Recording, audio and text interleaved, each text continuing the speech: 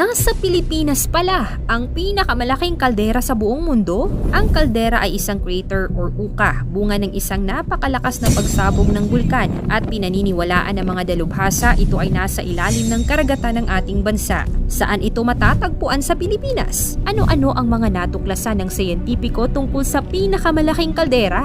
Saan-saan pa matatagpuan ang malalaki at makasaysayang kaldera sa ating planeta? Yan ang ating aalamin.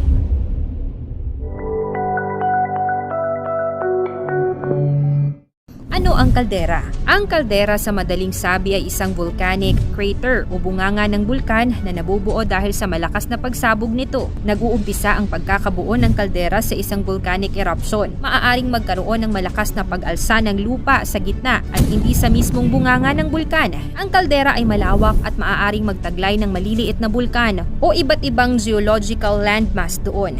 Narito ang ilang halimbawa ng mga kilalang volcanic caldera sa mundo, mula sa pinakamalaki hanggang sa pinakamaliit. Una, Yellowstone Caldera sa Estados Unidos. Ito ang pinakamalaking volcanic caldera sa mundo noon hanggang sa natuklasan ng Apalaki Caldera noong 2019 na doble ang lapad nito kaysa Yellowstone. Tinatawag ding supervolcano dahil sa malalakas nitong pagsabog. Ang laki nito ay nasa 45 hanggang 70 kilometers at nagtataglay ng iba't ibang geothermal features tulad ng geysers at hot springs. Pangalawa, Toba Caldera sa Indonesia, isang malaking kaldera ng isang supervolcano sa Sumatra, Indonesia. Ang Toba Caldera ay may sukat na 30 to 40 kilometers. Isa itong kilalang kaldera dahil sa malaking pagsabog na nangyari mga 74,000 taon na ang nakararaan. Ayon sa Toba Catastrophe Theory, may global effect sa populasyon ng tao ang pagsabog nito.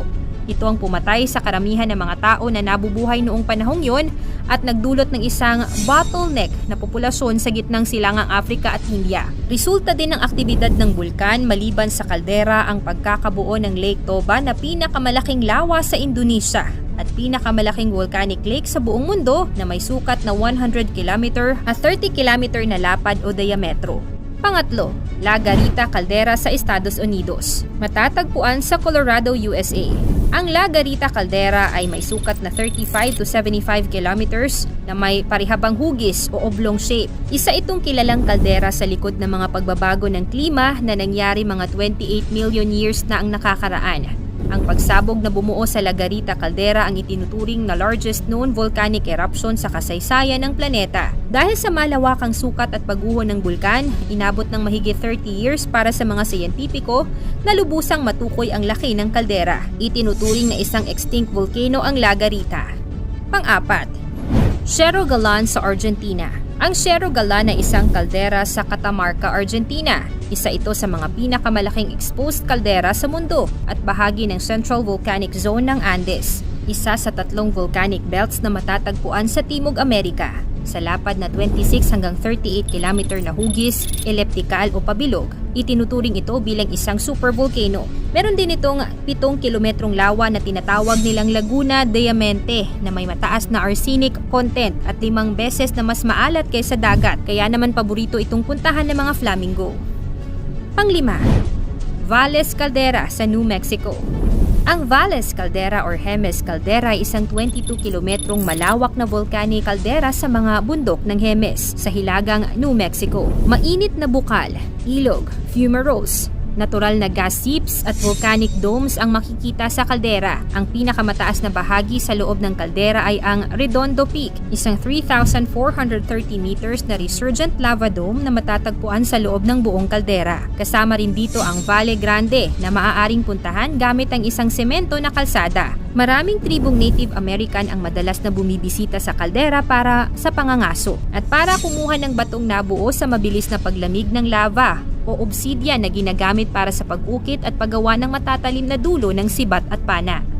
Pang-anim, Campi Flegrei Caldera sa Italia. Matatagpuan ang 12 kilometro na lapad na kalderang ito malapit sa Napoli, Italia. Kilala sa mga geothermal vents at aktibo nitong mga bulkan na sumabog ng tinatayang nasa 60 times simula nang mabuo ang Neapolitan Yellow Turf Caldera. 15,600 years na ang nakakaraan. Ang ilalim nito ay nagtataglay ng malakas na heat source at ito ay itinuturing na aktibong volcanic field.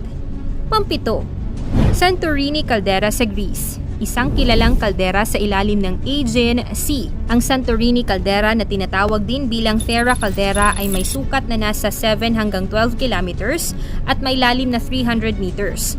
Kilala ito sa kanyang magandang tanawin. Itinalaga ito bilang decade volcano at isa sa mga pinakamalaking kaldera sa Mediterranean Sea.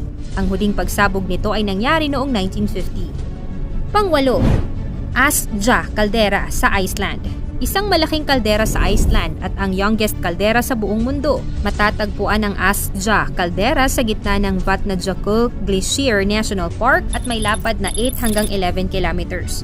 Kilala ito bilang popular hiking destination at maging bilang isang training ground ng Apollo astronauts dahil sa hindi pangkaraniwan at malabwan nitong landscapes. Matapos ang malakas na pagsabog ng bulkan noong 1875, nabuo dito ang pangalawang pinakamalalim na lawa sa Iceland. Singtaas ng yelo ang lawa sa buong taon. At kung matagpuan na ito ay nasaan yung tubig, ito ay isang nakababahalang senyales ng posibleng erupsyon. Pang-siyam, Crater Lake Caldera sa Estados Unidos. Matatagpuan sa Oregon, USA. Ang Crater Lake Caldera ay may sukat na 8 to 10 kilometers at lalim na higit 1 kilometro dahil sa pagguho ng Mount Mazama Volcano dahil sa sunod-sunod na malalakas na pagsabog nito, 7,700 years na ang nakakaraan. Kilala ang Crater Lake bilang pinakamalalim na lawa ng US na may kulay asul na tubig. Tinatayang inabot ng 460 years bago napuno ang tubig at naging lawa ang kaldera sa Oregon. Pang-10, Krakatau Caldera sa Indonesia. Ang Krakatau o kilala rin bilang Krakatau ay isang bulkan na matatagpuan sa Indonesia at isa sa mga kilalang aktibong bulkan sa mundo. Ang bulkan ay nakatanim sa isang kaldera na nasa 6 na kilometro ang lapad. Ang malupit na pagsabog ng Krakatau noong 1883 ay itinuturing na isa sa mga pinakamalalang pagsabog ng bulkan sa kasaysayan, naging sanhi ng pagkakaroon ng malaking tsunami. Ang pagsabog ng Krakatau ay nagresulta sa pagkakabuo ng malalaking kaldera at pagguho ng bahagi ng isla. Sa kasalukuyan, ang kaldera ng Krakatau ay patuloy na aktibo at may mga ulat na mga minor na pagsabog mula noong dekada 1920. Ang kanyang pagsabog noong 2018 ay nagdulot ng panibagong interes sa kalagayan ng bulkan na ito. World's largest caldera. Taong 2019 nang madiskubre ng New Zealand-based marine geophysicist at Filipina scientist na si Jenny Ann Barreto ang pinakamalaking kaldera sa buong mundo. Tinawag niya itong Apu-Laki Caldera, hango sa Philippine God and Sun and War na matatagpuan sa Philippine Rise or Benham Rise.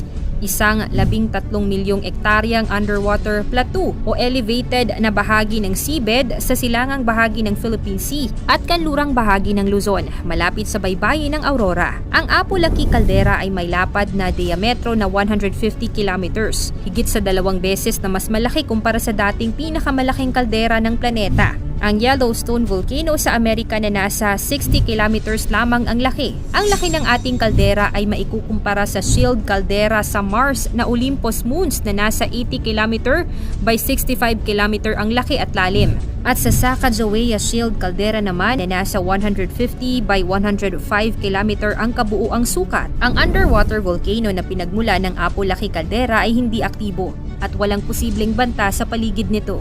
Alin sa mga kalderang nabanggit sa videong ito ang pumukaw sa atensyon mo? I-share mo naman sa comment section. Paki-like and share na rin ang ating video. Salamat at God bless!